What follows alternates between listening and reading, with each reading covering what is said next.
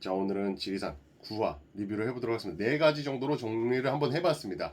일단 첫 번째로는 이 조대진 대장님과 뭔가 관련이 있다라는 거, 확실하다라는 걸 알 수가 있었어요. 오늘 이 고민시 이다원의 죽기 전에 이 조대진 대장님을 만났고, 그리고 죽었을 때도 조대진 대장님이 이 장갑을 가지고 있었는데, 사실 이거 실제로 민거는 이 조대진 대장님이 아닌 것을 알 수가 있습니다. 왜냐면은 범인이 딱 밀었을 때는 푸른 계열이 아니라 의상이 검은 계열이에요.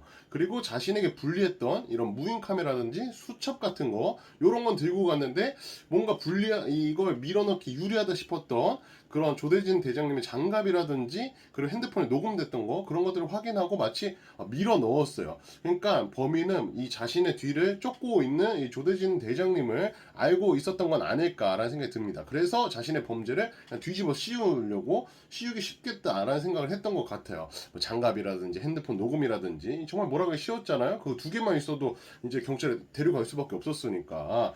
그런데 자신이 범인이 아님을 부정하지 않거든요. 조대진 대장님이. 좀 이상하지 않았나요? 드라마를 봤을 때 뭔가 내가 범인이 아니야, 내가 심지어 마피아가 아니어도 굉장히 화가 나는데 범인을 몰면, 근데 이 범인으로 몰고 가고 있고 전지현은 막 화내고 있고 이러는데도 한마디 부정하지 않고 그냥 순수히 따라가신단 말이에요. 좀 이상하다. 그래서 제가 이걸 봤을 때 이 부정하지 않는 걸로 봐서는 이 조대진 대장님이 범인이 이미 누구인지를 알고 있는 것 같아요. 그래서 이거를 흔적을 잡기 위해서 계속 따라다녔던 게 아니라 피해자를 없애려고 그 범인이 해놨던 그런 트릭 장치들, 그런 끈이라든지 요구르트라든지 이런 것들을 계속해서 수거하고 다녔던 걸로 예상이 됩니다.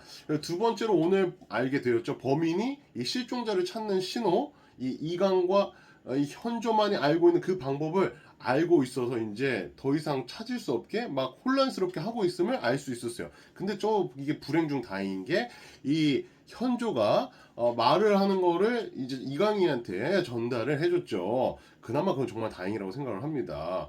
어쨌든 이게 현조가 계속해서 보일 수 있고 사람들에게 말을 들려줄 수 있는 무언가 방법이 있다라는 건데, 그 방법까지는 어떻게 될지 뭐 모르겠습니다. 죽기 직전 이 죽은 위기를 탈출했던 사람들은 다시 계속 벌 수 있는 건지 어떤 건지 모르겠지만, 어쨌든 지금 이 중간에 이을 수 있는 다운이가 없어졌기 때문에 뭔가 있는 방법이 생겨날 거다라고 예상이 돼요.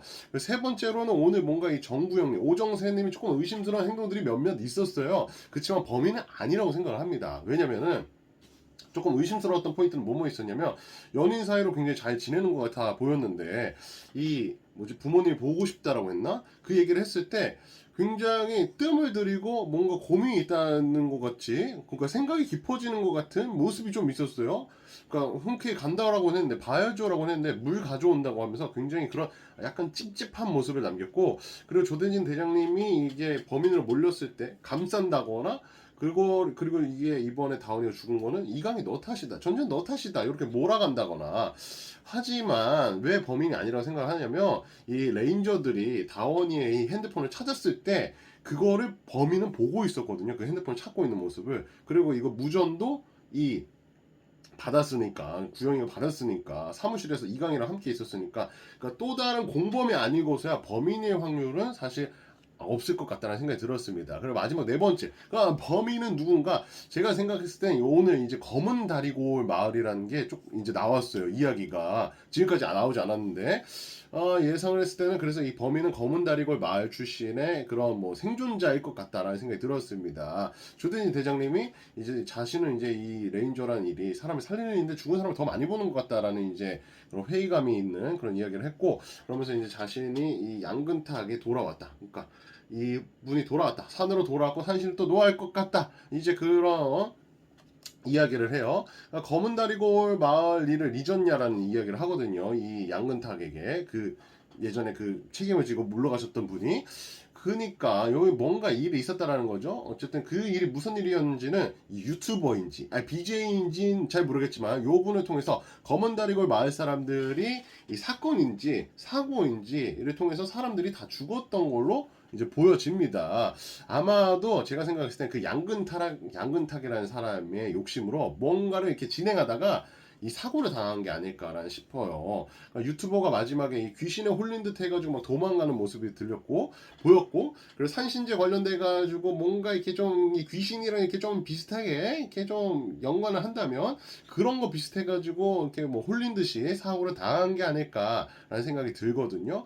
그래서 범인은 이제 그거를 통해서 복수를 하는 복수감이 생겼고, 그 사건과 관련된 검은 이 마을과 관련돼 있는 사람들을 이제 제거하고, 또 산을 해치는 사람을 제거하고, 또 자신의 뒤를 쫓고 있는 사람을 제거하고, 이렇게 다니는 걸로 보입니다. 그래서 전 오늘도 김솔로 예상하고 있습니다. 오늘 김솔의 소개를 이제 봤거든요. 홈페이지에 보니까 남들이 미신이라고 치부하는 것을 과학적 논리적으로 이해했다고 생각하는 고지식한 4차원 귀신 매니아, 지리산 인근 산골 마을에서 태어나고 이골에서 자란 토박이, 자, 귀신 매니아하면서 지리산 인근의 산골 마을, 검은 다리골 마을이 아니었을까라는 생각이 들었습니다. 그래서 오늘도 나는 김소를 범인으로 몰아간다 라고 정리를 해드리면서 전 가겠습니다. 안녕히요.